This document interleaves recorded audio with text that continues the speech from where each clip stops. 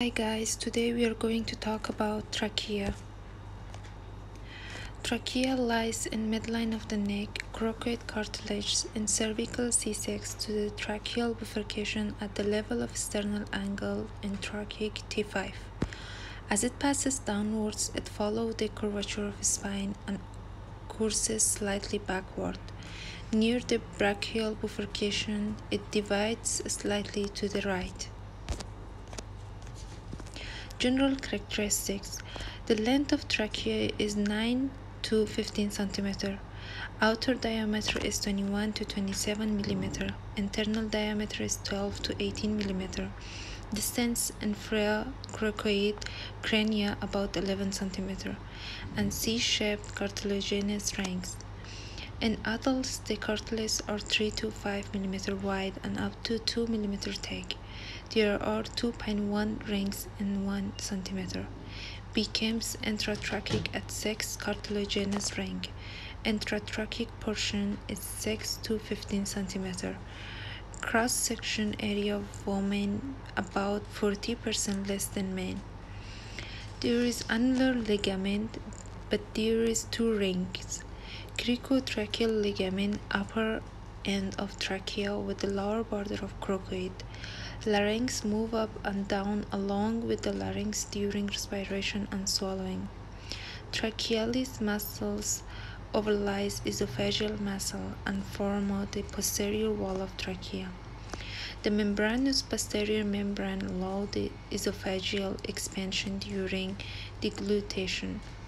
As you see in the left arrow, they show the contents glands, small arteries, nerve, limbs, vessels, and elastic fiber. In right arrow, they are showing the tracheal muscles overlies esophageal muscles and epithelium. Mucous membrane of trachea contains with larynx. It's pinkish in color, stratified ciliated columnar in character. Mucous glands, ciliary epithelium, and muscle fibers promote moistening, cleansing of the contaminated air, and liquefaction and expectoration of the sputum. Tracheal diminutions. Average cross-sectional area of the male adult trachea is approximately 2.8 cm. Transverse lateral diameter of 25 mm and sagittal is an anteroposterior diameter of 27 mm or the upper limit of normal males.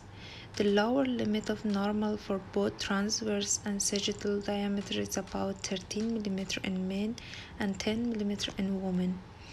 Morphologic normal variants. There is a U-shaped trachea in 27% of people and C-shaped trachea is 49% of people. Tracheomorphologies. The subersheath trachea has been described in up to 5% of elderly men. For the woman, it's round configuration, and for men, it's sagittal widening and transverse narrowing. Subersheath trachea. Tracheal index defined as a transverse or sagittal diameter more than 0.6. 12% of elderly men with COPD. In here you see the tracheal appearance in normal shape, subersheath, expansion during inhalation, dynamic collapse, circumferential collapse, crescent shaped collapse. Now we are going to talk about tracheal relationships in cervical and tracheal cavity. In cervical trachea, the anterior part is formed by skin, superficial and deep fascia, the muscles such as sternocleidomastoid, stenohyoid, stenothyroid. We can also see isthmus of thyroid, inferior thyroid vein, and thyroid artery, pretracheal fascia, plexus thyroides, impera. In posterior wall, we see esophagus, recurrent laryngeal nerve, and prevertebral fascia. In lateral side, there is 2 lateral lobe of thyroid, common carotid artery, internal jugular vein, vagus nerve, omohyoid, and external jugular vein. In tracheal trachea, anteriorly we see thymus gland, left bronchocephalic vein, arc of aorta. In posterior side, there is esophagus, recurrent laryngeal nerves, prevertebral fascia. In lateral side there is vagus, phrenic nerve, superior vena cava, anterolaterally on right side.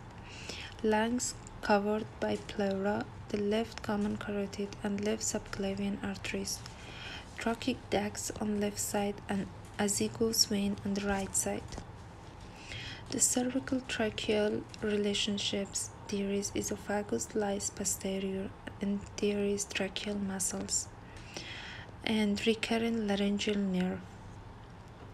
The cervical tracheal relationships anteriorly there is skin, superficial and deep fascia second to the fourth ring covered by smooth of the thyroid.